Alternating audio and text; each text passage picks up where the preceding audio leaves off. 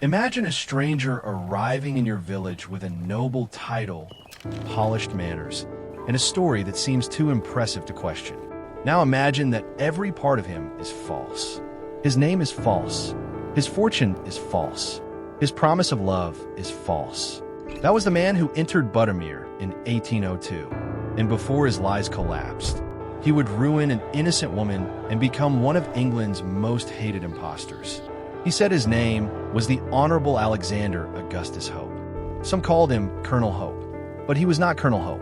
He was John Hadfield, and in the autumn of 1802, he walked into one of the quietest places in England with a story big enough to fool almost everyone. The Maid of Buttermere. Buttermere was a small village in the Lake District. It sat between mountains, water, and narrow roads. People came there for the beauty of the place, but many also came for another reason. They came to see Mary Robinson. Mary was the daughter of the landlord of the Fish Inn. She was known as the Maid of Buttermere. Travelers had written about her beauty. Poets and visitors had heard her name. By the time Hadfield arrived, Mary was already famous in a strange and uncomfortable way. She was not famous like a queen. She was famous like a local wonder. People wanted to look at her. They wanted to speak about her. They wanted to carry her story back home. For Mary, that attention must have been heavy. She was still a young woman working at her family inn. She had a life, a family, and a name to protect. In that time, a woman's good name mattered deeply. One whisper could follow her for years. The stranger with a noble name. Then the stranger came. Hadfield did not arrive looking like a criminal. That was his strength. He looked like a gentleman. He spoke well. He had confidence. He carried himself like a man who was used to being respected. He claimed to be Alexander Augustus Hope, a man with status, money, and noble connections.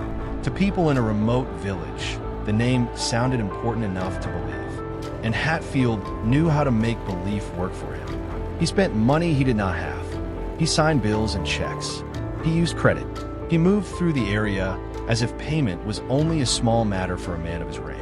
At first, people did not see danger. They saw a charming visitor, a man with a title, a man who seemed far above ordinary life. But there was already a pattern behind him. Hadfield had lived by deceit before. He had debts. He had a past he wanted to hide. And worse than all of that, he already had a wife. Mary did not know this. Her family did not know it either. The courtship, when Hadfield began to court Mary, the story must have felt unreal. A famous young woman from an inn had caught the attention of a nobleman. He came to see her. He spoke to her. He made promises. The village watched. So did the wider public.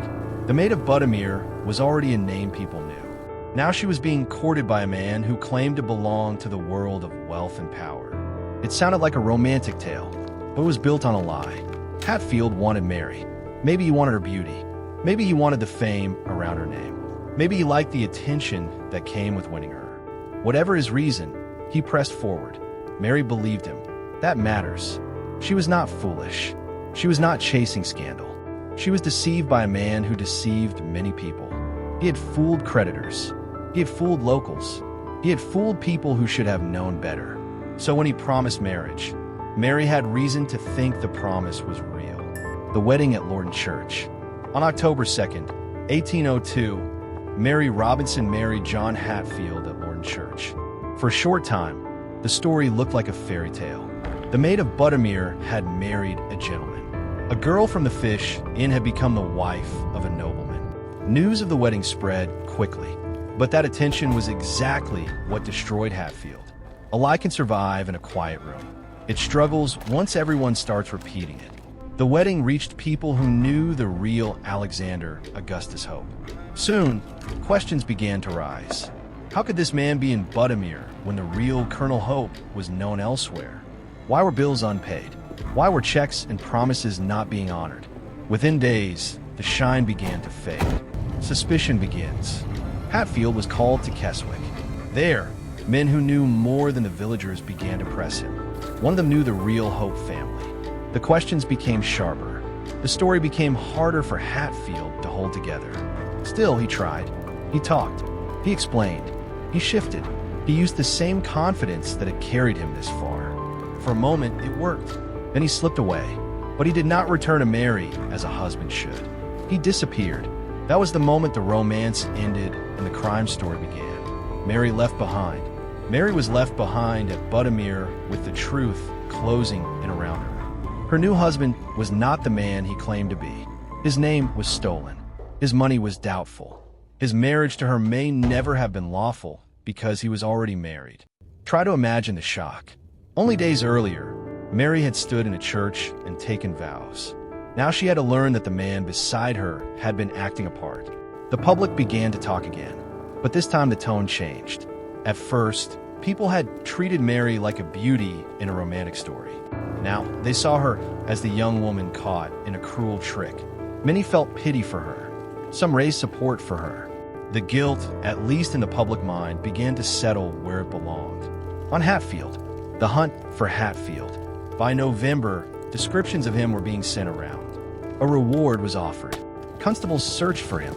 Every road, every inn, and every port became part of the hunt. Hadfield had run from the Lake District, but the story ran faster. The name he stole now followed him. The wedding he used to lift himself higher now pulled him down. In December, he was arrested in North Wales. The chase was over. The gentleman of Buttermere was in chains. The trial at Carlisle.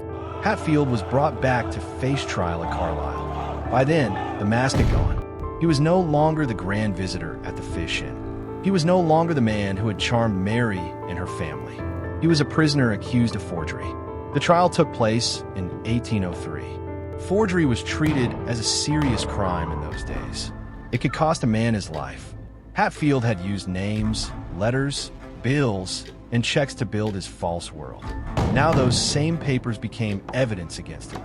The court did not see a romantic mistake. It saw planned fraud. Hadfield was found guilty. He was sentenced to hang. The fall of the impostor. For Mary, the news must have been almost impossible to carry. The man she had married had betrayed her. The law now called him a criminal. The public called him an impostor. And the ending waiting for him was death. In 1803, John Hadfield was hanged at Carlisle. The man who had walked into Buttermere with a noble name left the world under his own. The newspapers had their ending. The public had its punishment. The impostor had been exposed. But Mary Robinson still had to live. Mary after the scandal. That part is often forgotten. A scandal can end in a headline, but the person at the center of it must wake up the next morning. Mary had been deceived. She had been publicly discussed, pitted, and watched. Her private heartbreak had become a national story, but she was not destroyed by it. The public eventually saw her as the injured one, not the guilty one. Support was raised for her. Her name remained known, but not as a criminal's partner. She was remembered as the maid of Buttermere, the woman fooled by a man who had fooled many others. Mary later married again. Her second husband was Richard Harrison, a local farmer. She moved into a quieter life in Caldbeck. She had children. She lived for many years after the scandal that had once threatened to define her. John Hadfield tried to make himself into someone else. He stole a name. He borrowed rank. He used charm like a key. For a few weeks, it opened every door. But it could not save him. Mary Robinson did not ask to become part of crime story. She did not ask to become a warning in newspapers. She was a young woman at an inn, already watched by strangers, who trusted a man wearing the perfect mask. And when the mask fell, the world saw the face beneath it.